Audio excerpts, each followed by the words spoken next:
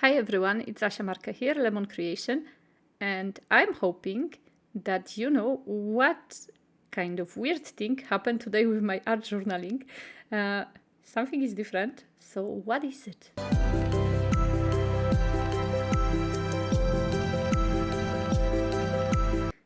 So something is different, and I'm really wondering how many of you realized already what is the difference.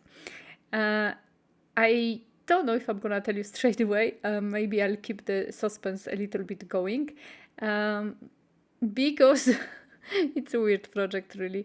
It's a weird project, but I really love it. And I am going to use today Distress Oxides. It's been a long time since I used last time Distress Oxides. I am not the best person on using them. As you can see, even my brushes or my sponges are sometimes, like having two colors on them. That way I'm a little... Sloppy is not a good way to say it because it's very negative, but I am a little bit maybe absent-minded sometimes. I would say it like that. It looks much nicer. It sounds much nicer, but it's true. And I'm also always at the lack of extra sponges, extra dabbers, or however you call it. I forgot the name, the proper name. So sometimes I use different ones. I used to do that actually very much at the beginning. Now I am trying to keep it nice and clean. So, a lot of them are actually good and clean and super. And but I am learning. I decided to do some blending. I am not a very good blender artist, but I am quite okay, I think. And these oxides are very easy also to blend, and very nice because you always can cover your mistakes if you make some. And I decided to go for the purples and orange with a little addition of navy blue, but you have to be careful when you mix purples with orange or yellow, you're gonna get a little bit of brownish color. I knew that because I love this color combo and I love working with it, but the effects sometimes are very like a surprise. You don't know what you're gonna get. Quite often you're gonna get a little bit of matte, so you have to be very precise with application of the paints, especially if they are mixing with water. I mean, with the acrylics you won't get a problem like that, or not at least at the same scale if you add one when the other color is dry. But with the any paints which react with water, you're gonna get the same. You're gonna get the matte effect if you do not master the color a little bit. And right now, this is technique which everybody knows, I think, who use Distress Oxides. They are oxidizing with water, so that's what I'm doing. I'm adding water, and depends on how you add the water, how you dry it, you're gonna get the different effects. So you may dry it with a heat gun, you may leave it on the paper until it dries. And here I am dabbing it a little bit, the last layer of the water droplets. And like that, I don't know if you can see, I get a little bit of this really bright purple, which is staying on the paper.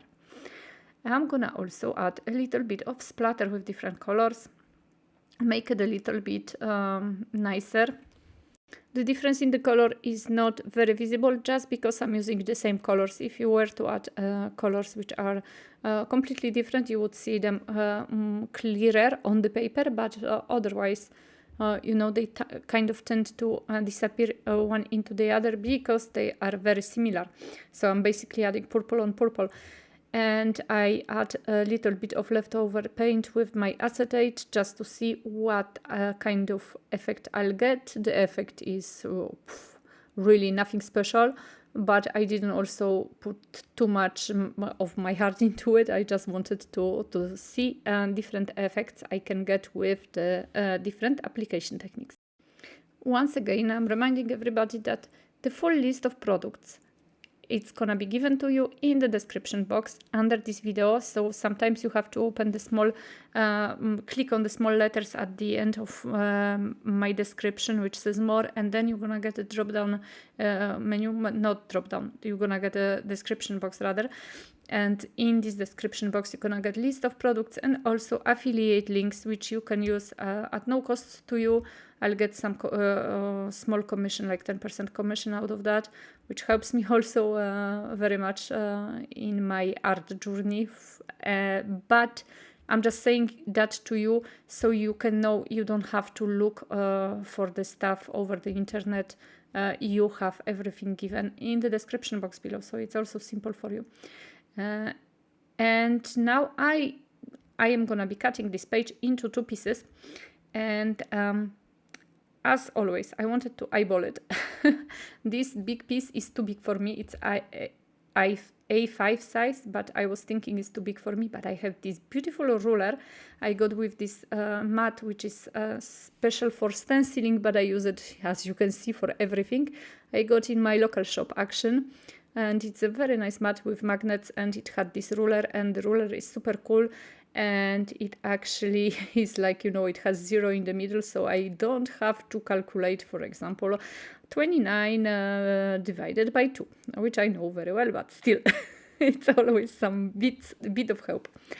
And yes, for those of you who are wondering this, what's the suspense, what have I done different, you know, the people who know me, who know how I work, they know already I haven't left any white negative space. For me, it's a big deal.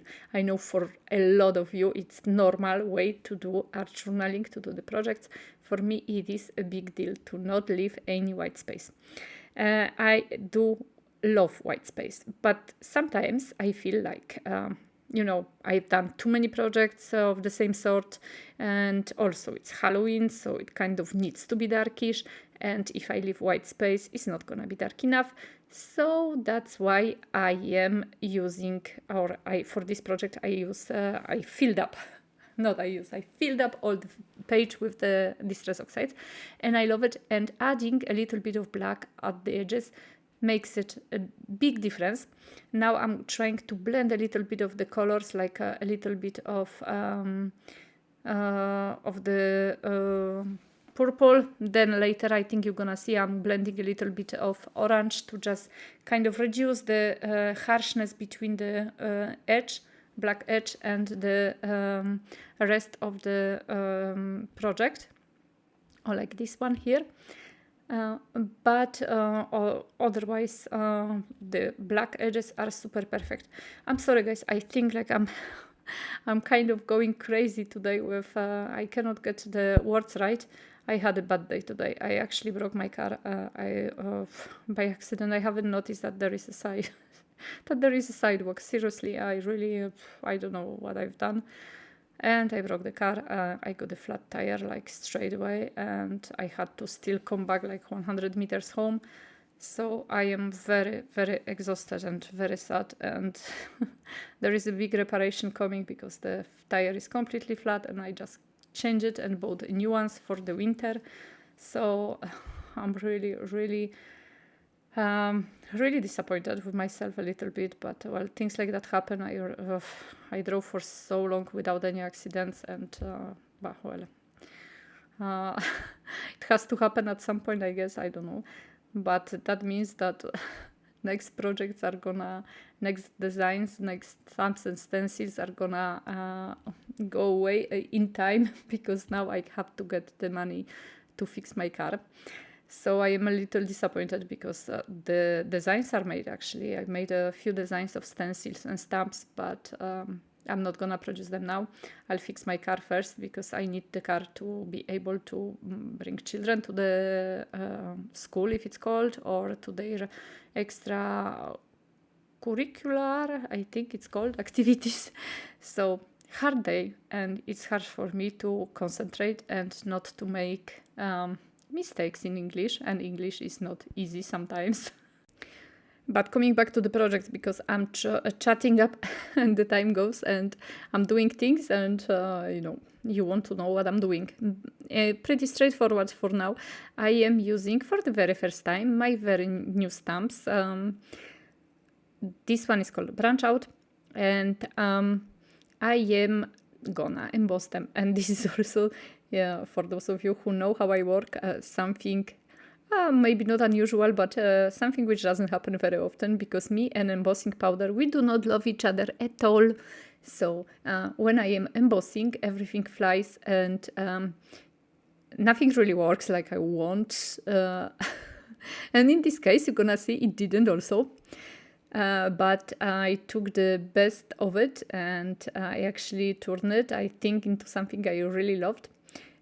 Here, I don't know if you've seen, I actually managed to get a little bit of embossing on the edges of the paper, which I'm gonna leave because it looks even more Halloween-ish.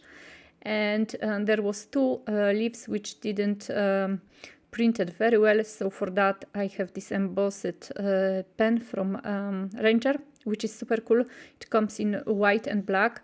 My white is never white or no longer white, because I'm not a kite art maker. I am a grunge artist more than anything else. So once again, a little messy.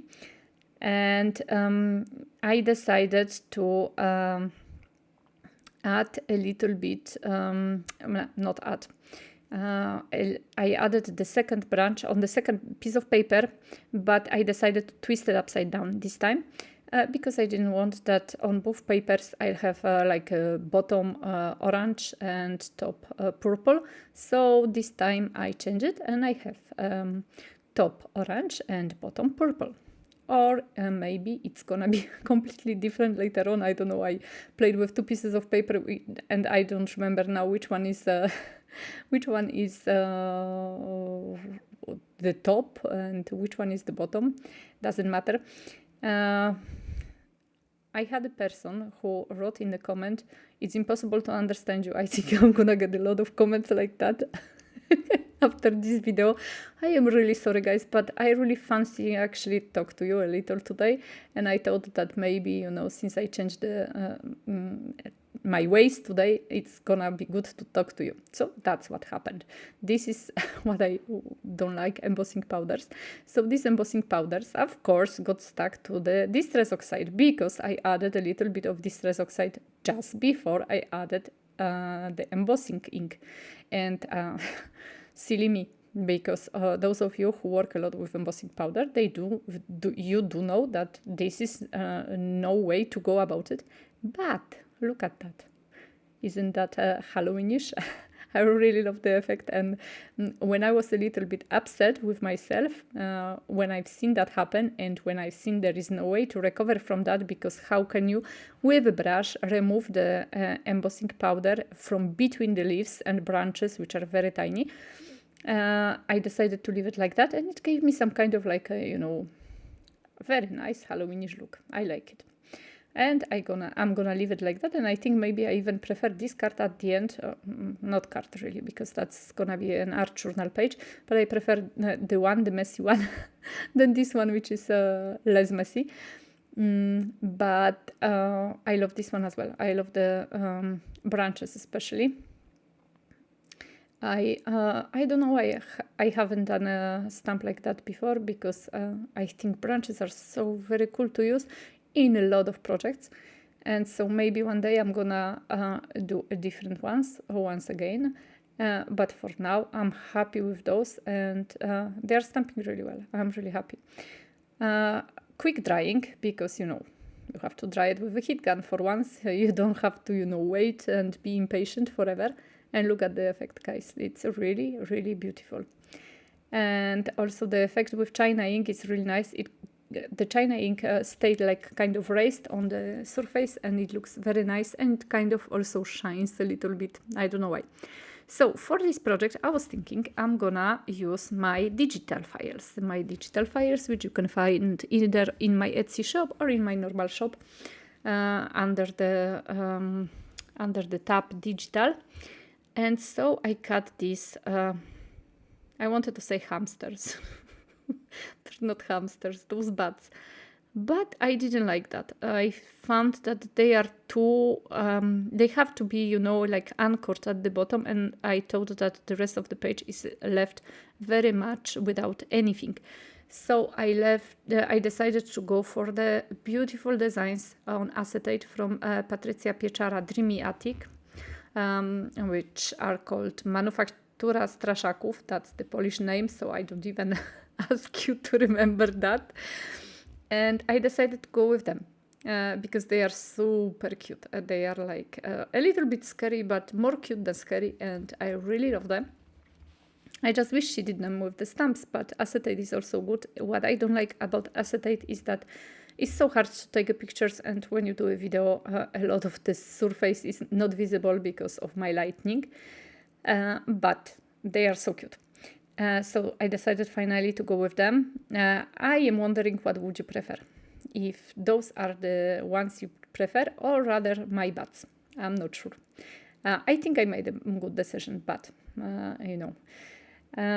And I use the Tacky glue, and very cleverly I'm using the Tacky glue in the parts which are black. So the feet, the palms, the eyes, his jacket or wherever that is he's wearing.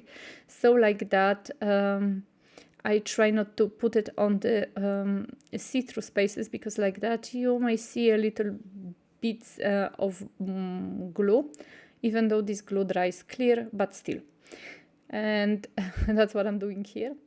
On the first page, in some places I actually got a little bit, the ink got a little bit too wet and it changed slightly the color, but once again, I don't mind. That's so good to be a grungy artist because of that. Because I think it's my excuse also to, you know, that when I sometimes do the mistakes, I do not mind. And that's also what I like. I don't want to be perfectionist. I don't want to. I have so many things on my head. We have so many things on our heads. And, you know, adding yourself a stress because things are not perfect, it's just not worth it. So, like the guy says on the project, I ain't perfect, but I'm solid. And just to make it a little bit more dark and work better with the whole pages, I blacken the edges of the sentences I cut, and like that you don't see these white parts, and it looks much nicer on the page. And that's it, guys. So I hope you like it. A little different kind of a project from me, but I like to change things from time to time, you know that already, and I hope you like it. I add a little bit of VersaFine ink at the end, just for the edges. It changes a little. Maybe it's not that noticeable on the video, but it does. It gives a little bit more of black effect as opposed to black Soot Distress Oxide, which is not super black. And that's it from me, guys. Thank you so much for watching. I'm always happy to read all your comments. And please subscribe, hit the notification bell button, and as always, check out my shop. I'm gonna see you in the next video. I wish you a beautiful day, beautiful weekend, and I hope I see you soon. Bye bye.